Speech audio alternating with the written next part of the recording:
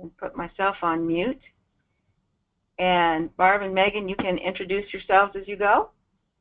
And yeah, absolutely. Go ahead.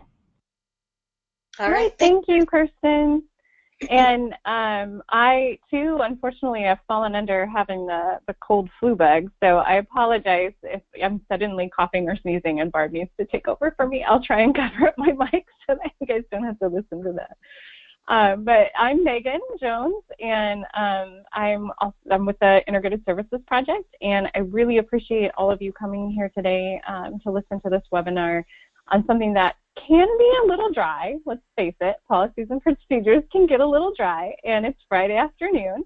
So I'm sure there's lots of other things that you could be doing right now. So we really appreciate you coming and listening to some of our thoughts and ideas of what we've learned over the years through the Integrated Services Project. Barb, did you want to say anything about yourself, or shall I just launch into it and we'll get there? Well, my name is Barb Brindles, and I've been on the Integrated Services Project since 1997 when we started the research. But the project started in 2001, and I actually started out as an advocate in 1993. So that tells you how old I am. So I hope I have wisdom to share with you. You do. I'm certain of it, Barb. Barb and I have been working together for a long, long time, so you'll hear us interrupt each other and tease each other, and so we encourage you to do the same. So please, if you have questions or comments, or you've seen something different than how, what we've seen, please feel free to raise your hand here electronically and let us know, because we really welcome feedback, and we want this to be helpful for you. So getting feedback as we go along helps us to do that.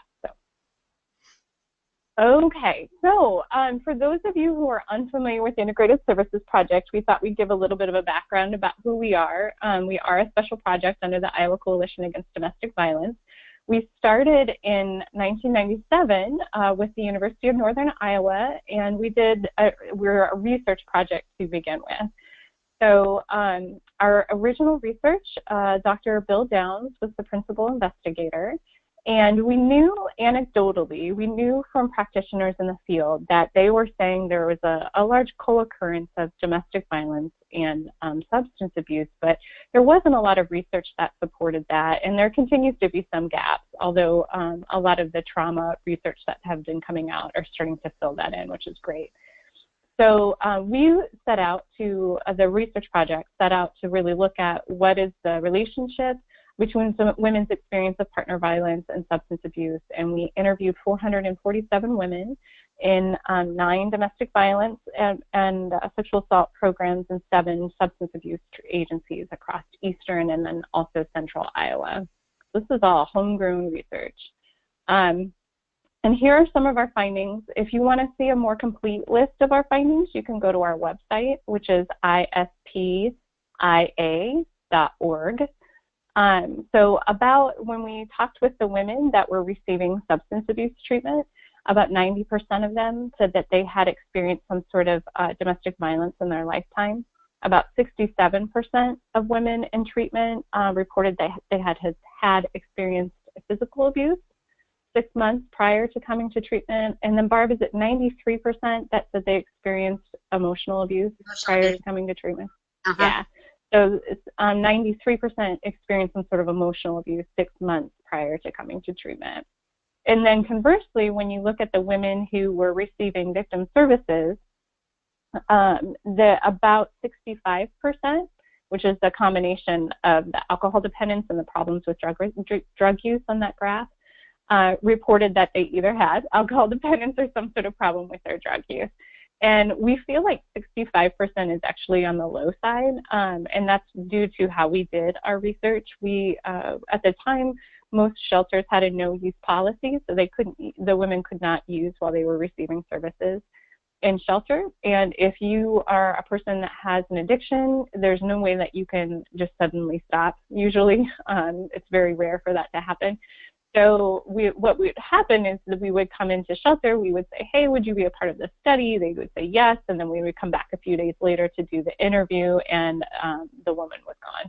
So we think that we actually missed the pocket of population that really had more of a dependency issue. And the national statistics reflect more about 80% of people receiving victim services have some problems with dependency or substance use disorders. So as I mentioned, 1997 is when we started the research project. We wrapped it up in 2001, and that was in 2001, that's when the Integrated Services Project was really born.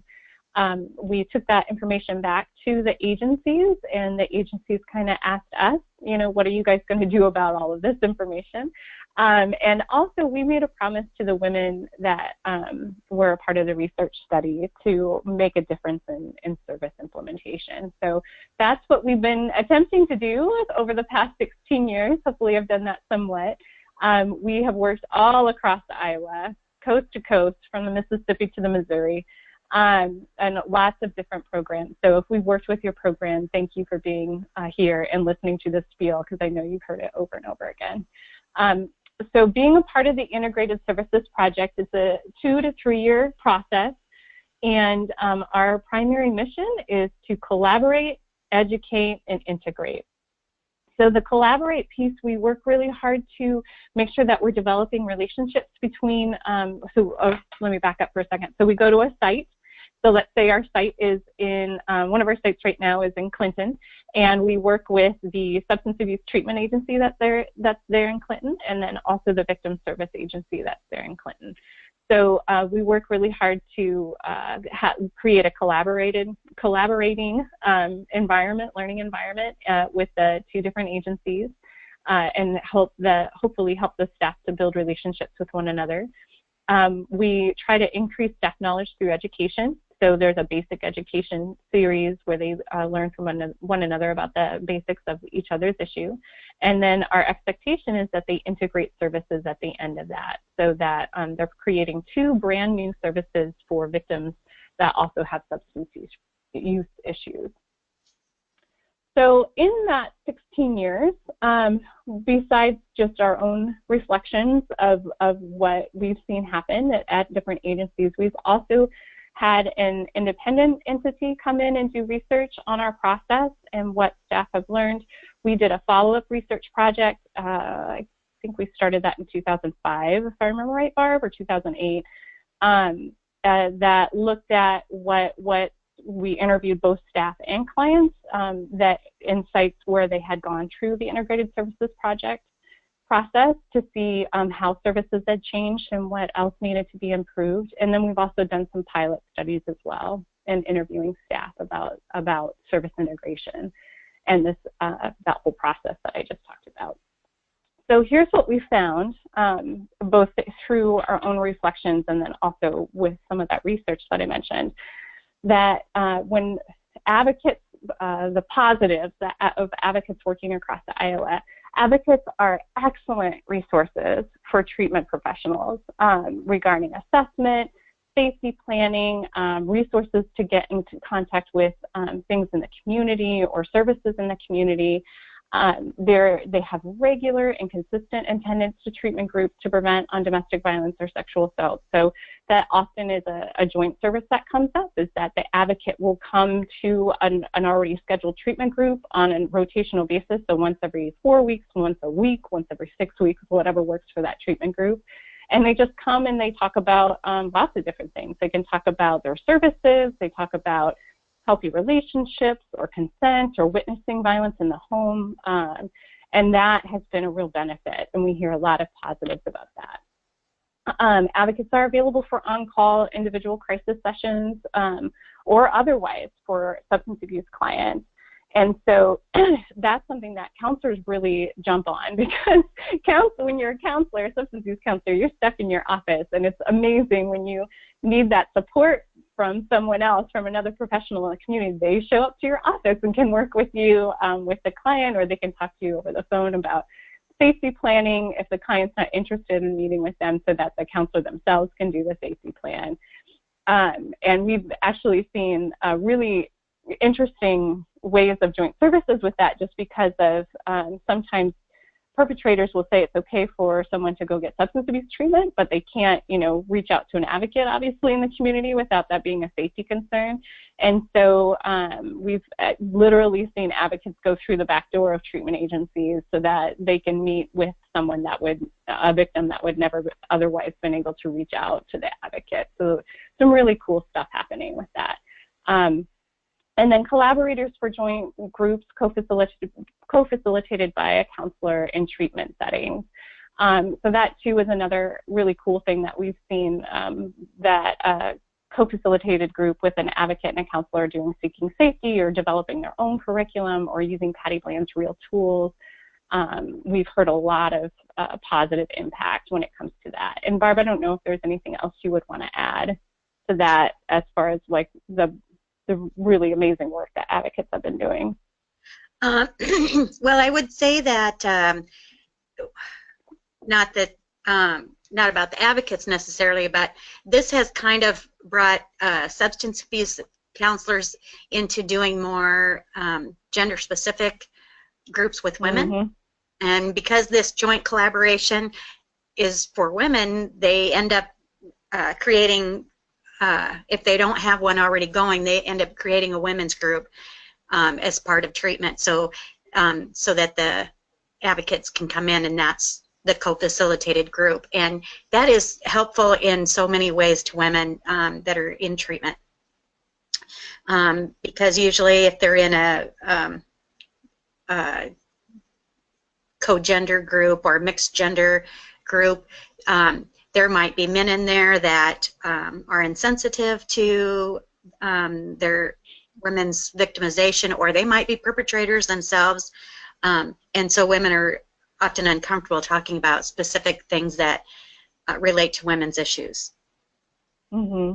We even had one site that made all of their programming gender specific after working with us, and credited that work together with their local advocacy center about opening their eyes of how important gender specific programming really is. So that's really awesome. And yeah, thank you for that. That's a good thing that I forgot. And really, I mean, the bottom line is when advocates are asked, they show up. They really do. And so when the counselors ask for assistance, the advocates are there for sure. And so the follow-up research also revealed some gaps in advocacy. And one of those was that there was inconsistent screening in their own services. So advocates were really amazing when counselors would ask, well, what are some ways that we can be asking to find out if domestic violence or sexual assault is going on? And advocates would absolutely show up and talk about different screening tools and questions, and here's what works for us, and here's how you can ask, and what you can do with that information. And then when the tables are turned about how are you asking these questions, and how are you screening for substance abuse when it comes to your own clients, there was a lot of inconsistencies. I think it really boiled down to comfort level of an advocate, of their ability to feel comfortable with the questions, and whether or not they would do that. And so there was, again, just inconsistent. It was not across the board. It was not universal. There's a lot of difficulties for advocates referring their own clients to join groups. Most of those joint groups that we talked about were filled with clients that came from the substance abuse side rather than clients from the community that were primarily there because of their victimization experiences. And then there's lack of policies and procedures regarding their clients' safety when using, or how to approach clients to talk about their use and how they can keep safe while they're still using. Mm-hmm. And I just want to... yeah, go ahead. I just want to say that when the follow-up research went on, what people told me was that because of the inconsistency of screening, there's difficulty in getting people to the joint group. And so if you're not referring, you don't know, you're not asking, then you don't get them to the joint group. And in my experience as an advocate, when I asked about the abuser's use of substances, which is a safety concern, just like if I ask if he has weapons, right? And so I would ask if he had weapons, I'd ask if he had any substance abuse history, and then ask if she had felt like she used with him or had to use with him. And when those things come up, then it's an easy, smooth way to screen without feeling like you are judgmental. And really it's about their safety, and you're concerned about their safety, and you can help them by going smoothly into this joint group. I saw many clients or women that I was working with that I would say, you know, there's this joint group we have, and it doesn't cost you anything. You can go to this joint group, and they talk about domestic violence and substance abuse there. So then they get into the group, and then they end up getting into substance abuse treatment because they need it. If they're just in denial at the time, and you're helping them get there. And so, and then in the end, when they're safe and sober, you know, their lives can end, the chaos can end in their life, and they can go back to having a healthy relationship with their kids, their family.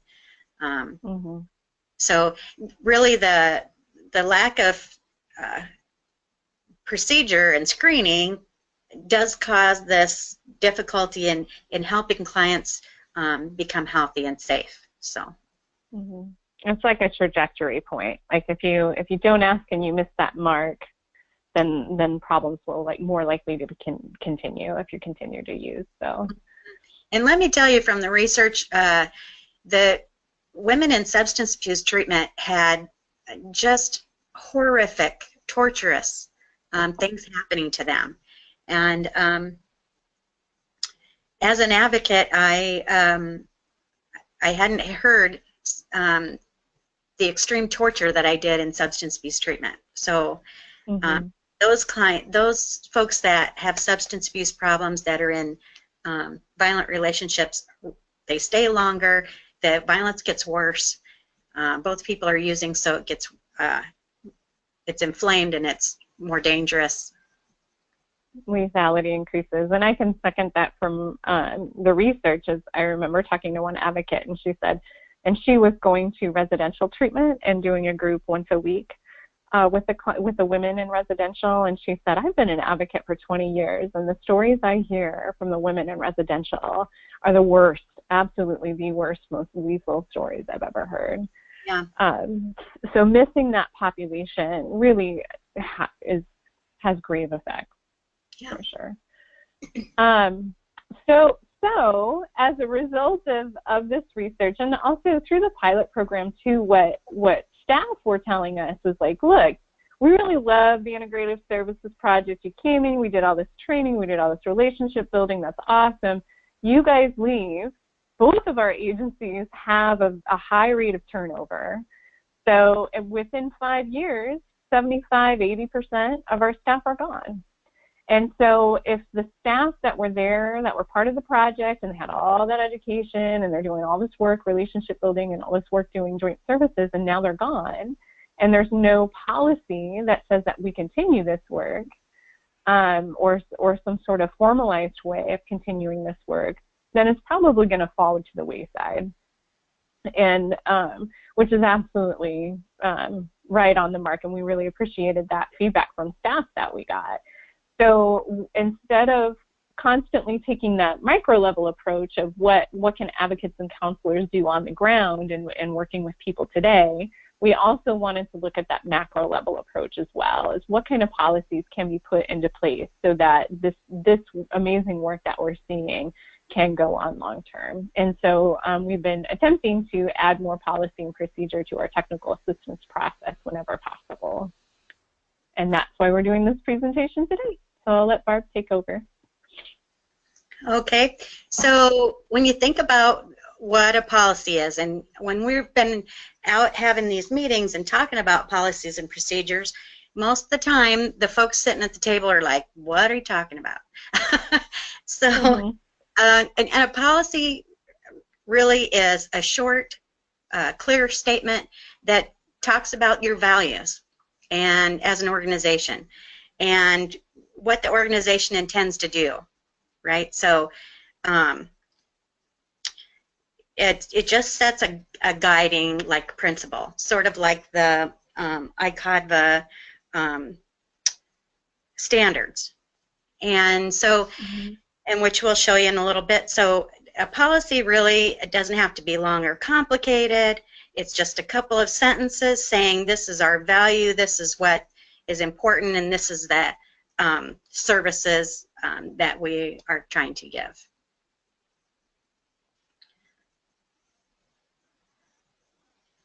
So why should we have policies? Well, policies helps clarify things. So a guiding, it's a guiding principle for the way our organization works, what it does, what it values, like I said earlier, how everyone in the organization should be treated, respectfully, equally, fairly, how an organization will respond or support people that they serve in different situations. So if you look at your own policy book in your agency, you'll see most of the policies are, you know, we value this and this is why kind of statements. So what's the difference between a policy and a procedure? Well, like I said, the policy is a value statement, and the procedure is kind of clarifies what the actions are going to be. But they both go together. So you have a policy and then you have a procedure that follows that. Tells you how it's going to do what it's going to do, right? So a procedure describes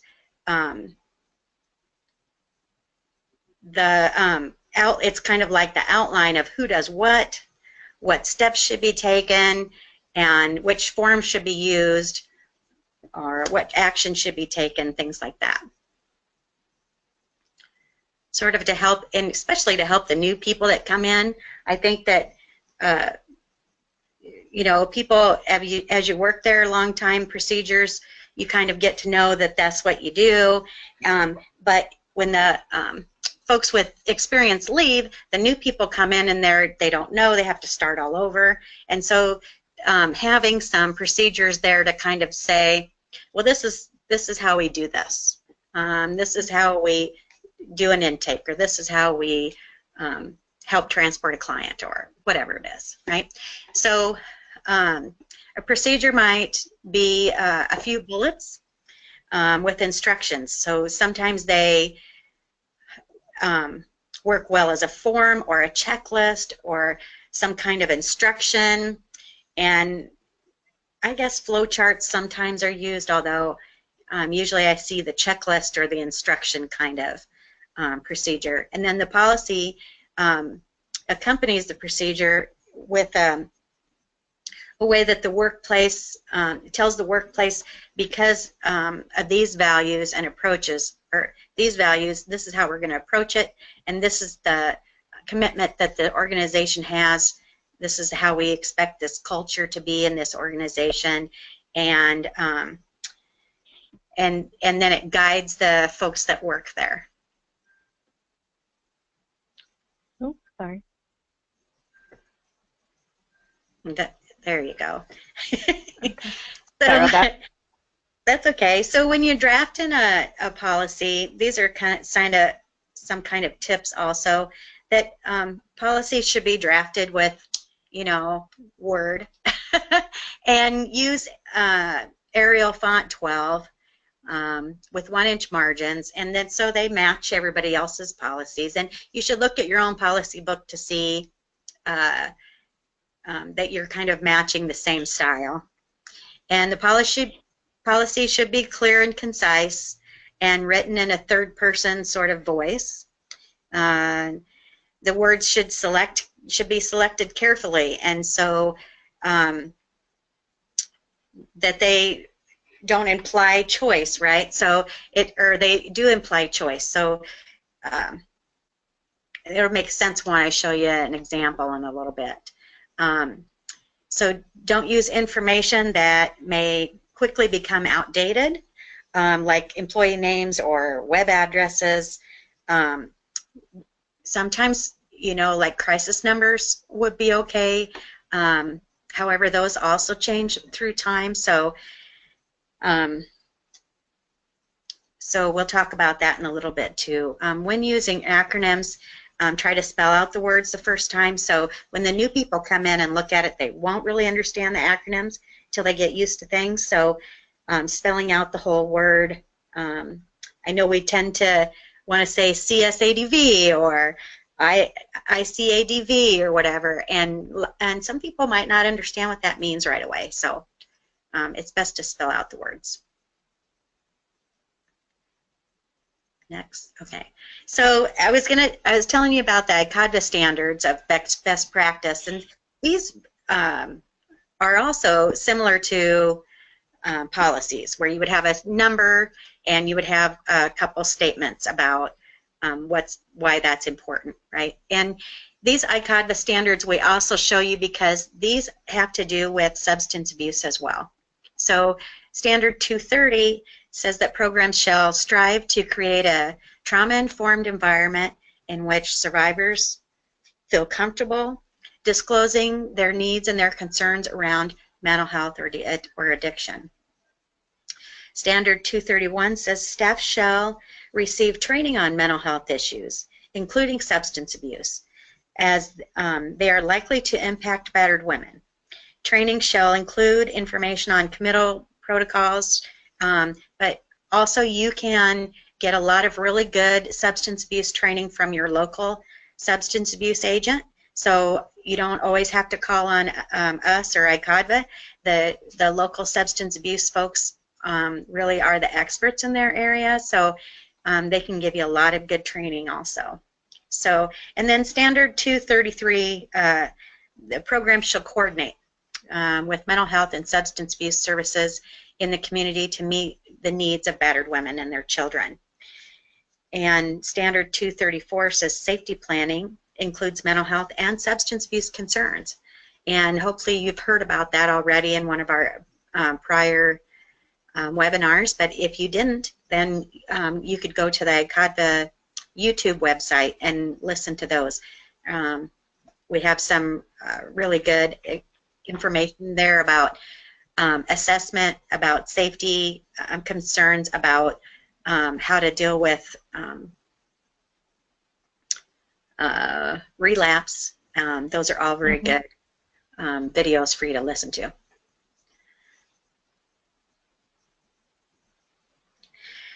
So this is an example policy that we did in one of the sites, and the advocates weren't really sure about how to make a policy. So, you know, I said it's a value statement. It's really that our agency is concerned for the health and safety of the client or the victim or survivor seeking our services, right? And therefore, advocates will assess for safety concerns, substance abuse, and other issues linked to safety. And that's a very simple policy, and it's just an example that we used. In another site, the advocates created this procedure about assessing for substance abuse, and the assessment question was to be asked in a way to kind of normalize substance abuse. So we see 80% of women that come into our agency seeking services that use alcohol and drugs to cope with their situation. And I want you to know that we have a partnership with substance abuse agencies so that we can help you with that. How often do you find that you use substances to cope with your situation? And then when you get a yes answer, or they start to talk about their substance use, then you can refer them to the local substance abuse agency, which they had listed here. And for this example, we didn't give you that information, but and then we listed the local phone numbers. And if detox is needed, sometimes your local substance abuse agent does not do detox, and so you'd need to know if they need to go to a hospital for detox or what they can do. Some agencies have detox, some don't. So, and then if you need Spanish services, you need to find out if there's Spanish services in the area.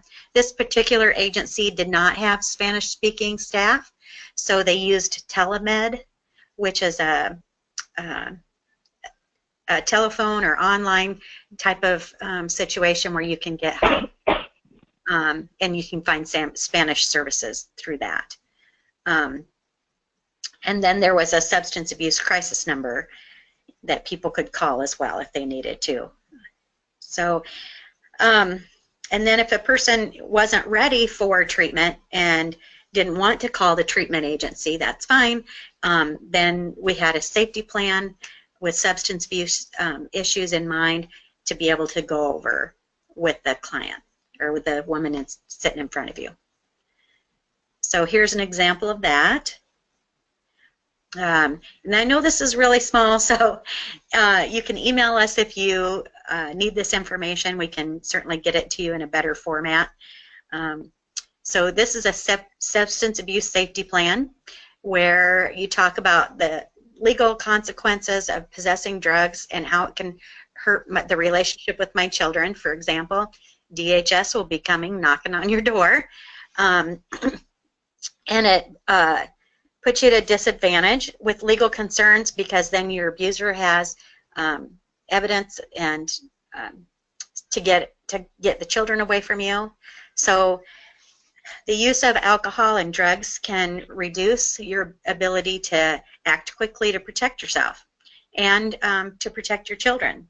So then it goes over some things that you can say or talk about with the person, or the person can read over it themselves and come up with a plan together about what they're going to do. If they're going to use drugs and alcohol, that's fine. We're not here to tell them what to do. But how can they do it in a safe place? How can they make sure that the people around them are going to be safe and committed to their safety? So often we hear about sexual assault and domestic violence when alcohol is used, or when someone's at a bar and needs a ride home, or whatever. And so being in a safe place and around people that are safe is so important. And I know you know that. And it also goes over, if you use drugs and alcohol, what will you do with your children? Can you find a responsible adult to watch the children so that we don't leave the children in a dangerous situation? If I'm going to use drugs and alcohol, how can I ensure a safe way home so that I don't get in trouble for OWI, which costs so much money, and also that we don't hurt anybody on the way home. So maybe we find a designated driver, and just to help people think about these things and plan ahead of time, just like we would a safety plan, right? And if we use drugs and alcohol to cope with anxiety and depression, how can I care for myself and my children in a different way? And replace those destructive behaviors with something that might be more helpful, such as a support group, or getting medication, or exercise, or yoga. There's so many different things that people can do. And our relapse webinar, again, will point out some of the things we can do there. And if my partner is using, how can I keep myself safe?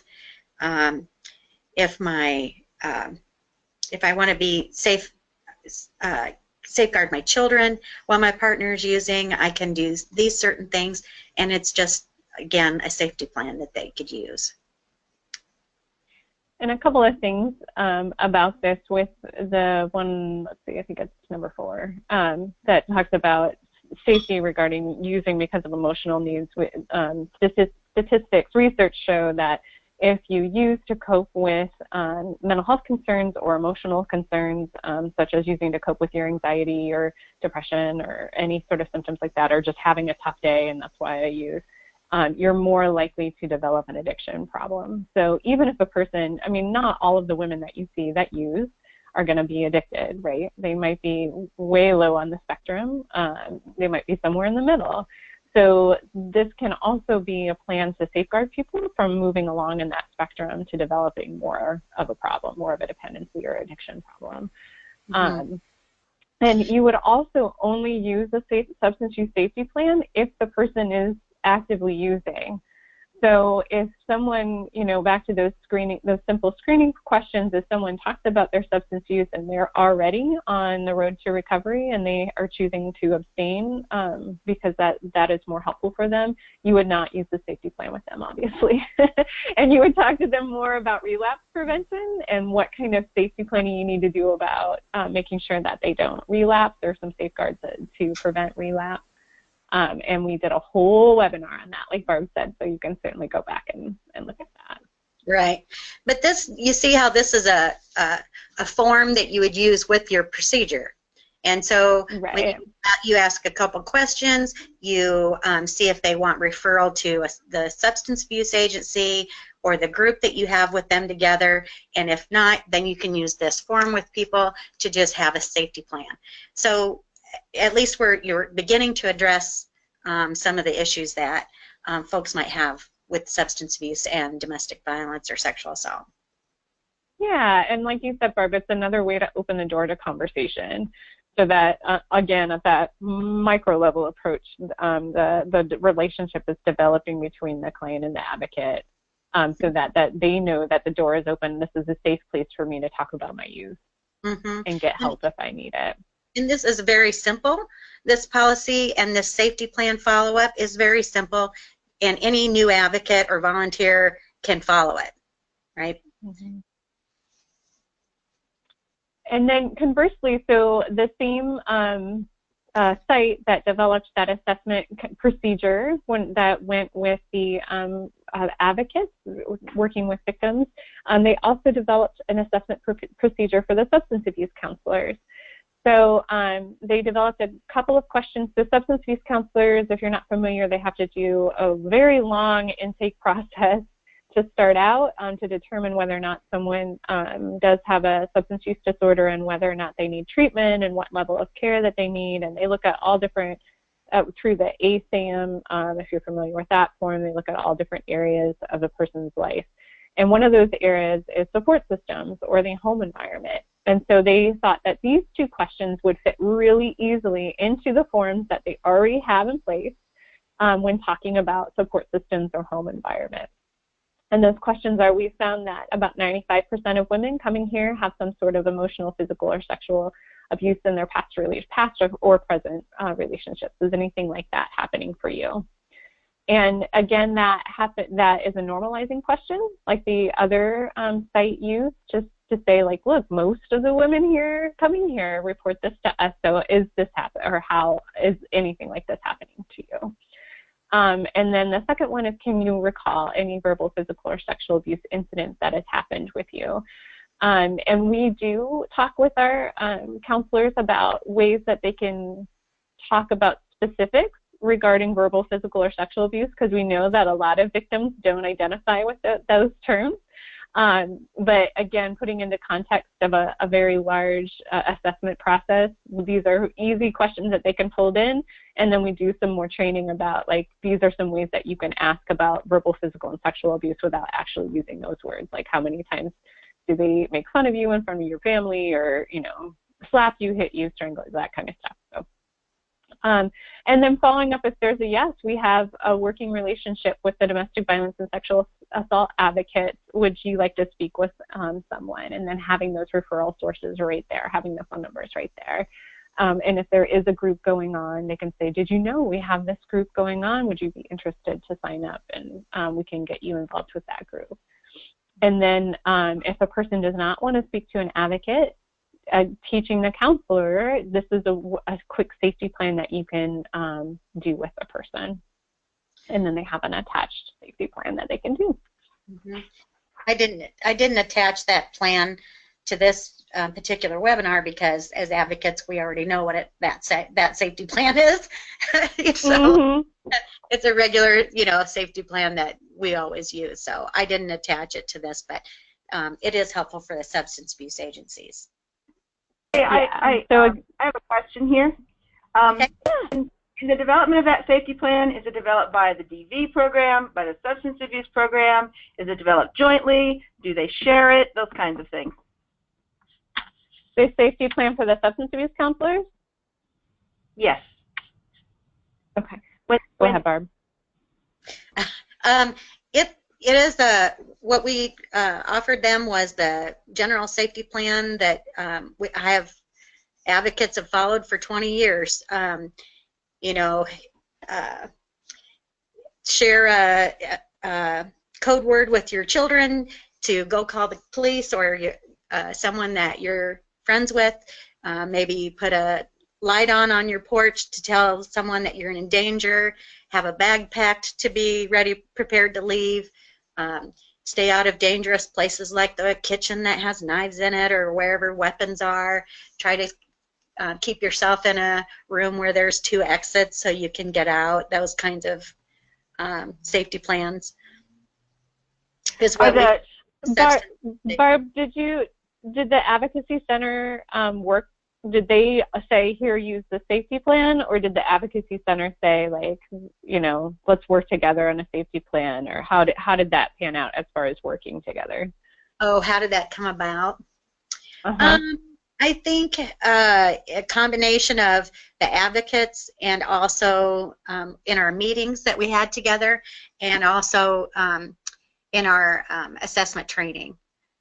So okay, and when you're talking about your meeting, so the advocates and the counselors were both at the table together. Yeah. Talking about it. Okay. And then the previous substance abuse safety plan for advocates, that actually come from Patty Bland, who was a national expert on substance abuse and domestic violence, and she actually created that one. So if you were curious about where the substance abuse safety plan came from, that's where that came from. Does that answer your question? Thank you for that question. I hope that answers your question. Great. Okay, good. Yeah, and please ask questions as we're wrapping things up here, or if you have any other thoughts on this. We wanted to give a few more. I mean, the examples that Barb and I just gave were kind of more formal and written, which are great, and they would serve as really good examples when we're doing these kind of talks to sites. But I wanted to give some, just over the years, even before we really focused on policy and procedure as part of technical assistance, policy and procedural changes absolutely have been coming up at probably all of our sites. So we wanted to give some examples of other things that sites have done to change from more of a macro approach of policy and then also procedural changes. So one site in particular really valued the educational piece. And they had that recognition that, look, we're going to be, you know, it's a stressful field. Both fields are pretty stressful, and we do have staff turnover. So they decided that all new staff and volunteers would receive training from their local substance abuse agency and their local victim service agency. So if you are new staff at either one of those agencies in that particular site, as part of your new staff orientation, you spent a couple of hours with an advocate or a counselor to talk about services, to talk about kind of one-on-one information, and just have a basic level of understanding of domestic violence, sexual assault, and substance abuse. They also really, and this happened in other states as well, really enjoyed that and valued that educational piece. So having ongoing in-services for staff. So maybe that's once a year at their all-staff meeting, they would have a domestic violence, sexual assault 101 type training for a few hours, or a substance abuse 101 training for a few hours. Or they would have, we even had one site that did once a month. They would go in and have just like an hour-long talk with all of the staff and on any sort of needs that were coming up regarding the opposite issue. It also became a way to case coordinate and not break confidentiality, but going and saying, like, let's say I have a client that X, Y, and Z, what can I do for them? So case consultation, I guess, is a better word than coordinate. Yep. We had one site that I thought, this is really interesting. There's a backdoor policy that was developed. So at that particular site, the advocates were saying to the counselors, look, it's great that we have this relationship going, but you guys require all of this paperwork up front, like a driver's license or some sort of form of identification and insurance. And A lot of our women don't have that when they're fleeing a domestic violence situation. They leave with just the clothes on their back, and you also have this huge long waiting list. And if they're in shelter, they really don't have that amount of time. I mean, most people really need to get, if they're motivated to get into treatment, they need to get into treatment as soon as possible. And when you're living in an unstable situation such as shelter, getting some help while you're in shelter is really, really important. So the treatment agency said, you're absolutely right, and we're inadvertently screening people out from your shelter. So they said, look, if the person calling in identifies as your client, then we will expedite them into getting an assessment and into treatment. So we'll see them as soon as possible. Usually that was within 24 to 48 hours.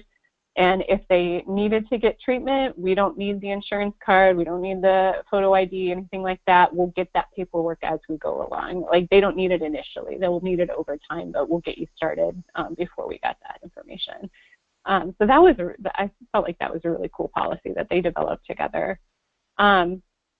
Formalizing a relationship with a partner agency through policy, and that can be, like Barb said, policy can be a very short value statement, and stating that, this is what we value in our agency, and we have a partnership with our local treatment agency. And you can name that agency by name, or you can name it we take steps to make sure that we are having a relationship with our local treatment agency.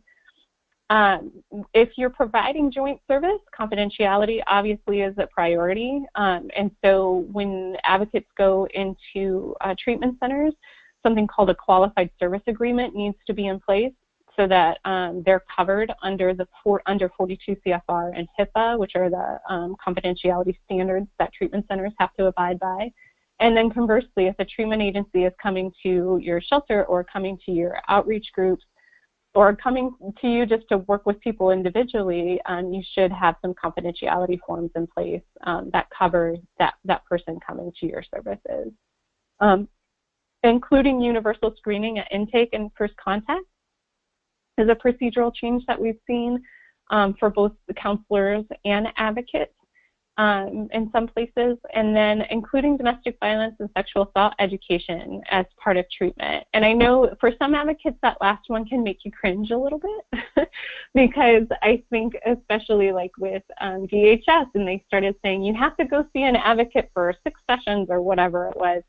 And as advocates, we really like people to come to us voluntarily, right? Like, it needs to be on their own terms, and it needs to be a service that they want to get. And so counselors also kind of have that same method of working that, you come to us, we do an assessment, we see what kind of treatment you need, and we recommend that level of care. And then you either do it or you don't. I mean, clients always have the option of not doing it, but there's often a lot of consequences when they don't. So tacking domestic violence and sexual assault onto that at first kind of didn't feel very good for advocates. So how that has worked out is when advocates come to regularly scheduled treatment groups, that can be their education. So if a counselor is saying, like, look, we recognize that you've had a history with sexual assault or domestic violence, or it's going on for you right now, we really want you to talk to an advocate. Guess what? There's one coming next week, and they're going to talk to the group, and you just listen.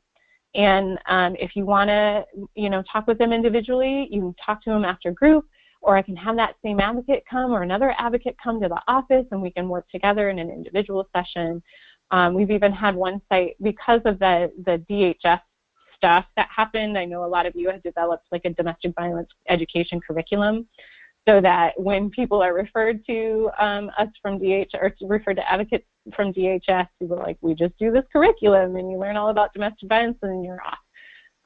They're taking that same curriculum and they're looking at implementing it at the treatment center, so that when counselors have concerns and they really want their clients to get extra education outside of the joint group, or outside of just that one-time presentation they might hear, or they feel like, they're not ready for the joint group, but they are ready for a little education, then they can refer them to this education group that's held at the treatment facility, done by an advocate. So that's a really neat thing. And Another example that I came up with that actually doesn't have it's not specific to substance abuse or domestic violence, but it came up as a part of this project.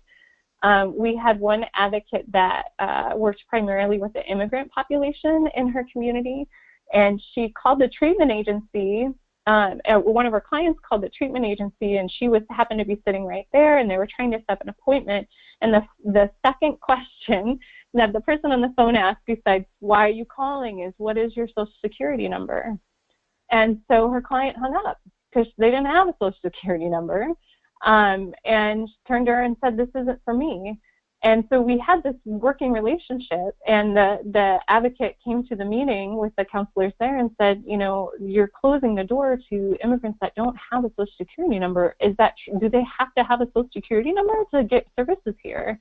And I said, and the treatment state agency said, absolutely not. They can come and get services. They don't need a Social Security number. And so that changed their procedure. They started looking at like, oh, yeah, I can absolutely see how that initial phone call would shut the door. And they changed their procedure to not asking that question until later in the service process, so that the clients would know that they were absolutely welcome there and could receive services regardless of their immigration status. So those kind of small things can come up too that make a big impact when you're working together with partnering agencies regarding policy and procedure, because they just don't know. You don't know what you don't know. So having that reflection from another professional is really valuable. Anything else you would like to add to that, Barb? Well, I was just thinking that, you know, all of these things were created at meetings where advocates and substance abuse counselors were together. So it was nothing that we put on them. It was stuff that came up that they decided that they wanted to do, and we just helped that process along. So so if you have any questions about certain site that you'd like to or certain things that you have going on and you'd like to know what another site did, we certainly can ask them if it's okay to give out their information or give out their name so that you can call and talk with them. Yeah, and we did a whole webinar on I keep plugging your old webinars, but we did a whole webinar on building relationships in your community. So if you are someone that have not been a part of the Integrated Services Project, or maybe you were, but it was so long ago that the relationships have kind of dwindled, that webinar gives a lot of ideas of who to contact at local treatment agencies and how to bring up that conversation and that kind of stuff, so that you can start having these meetings or trainings or whatever, so that it can cook a few ideas for policy and procedural changes. Mm-hmm. So that's all we have. Are there any questions or comments?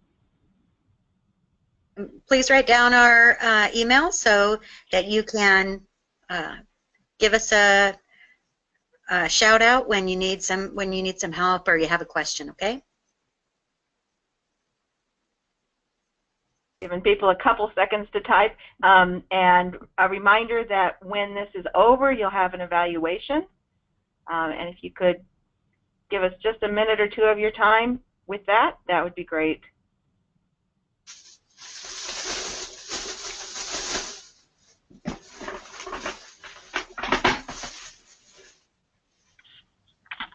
Yeah, and as Barb said, you can email us anytime with questions too, but if we mention something today that you would like as a resource, feel free to ask, and also ideas from other sites, or, wow, we've been trying to work with this agency, but we can't seem to contact the right person. You know, there's lots of, it's surprising, as many years as we've done this, it's surprising just how that one idea from what worked from another site might help in your site too. So. Okay, well, I'm not seeing any other questions or comments. All right. Thank you, everybody. I hope you have a good weekend. Thank you so much. Thank you to our presenters. Yeah, thank you, Kristen. Yep. Have And a nice hopefully Monday. Oh, sorry. Go ahead. I'm not sure if it's getting across. I just wanted to say happy holidays to everyone. And hopefully we'll see, we'll have people, we'll all webinar together in the new year. Sounds good. Yeah, thank you everyone for attending today. Bye. Bye.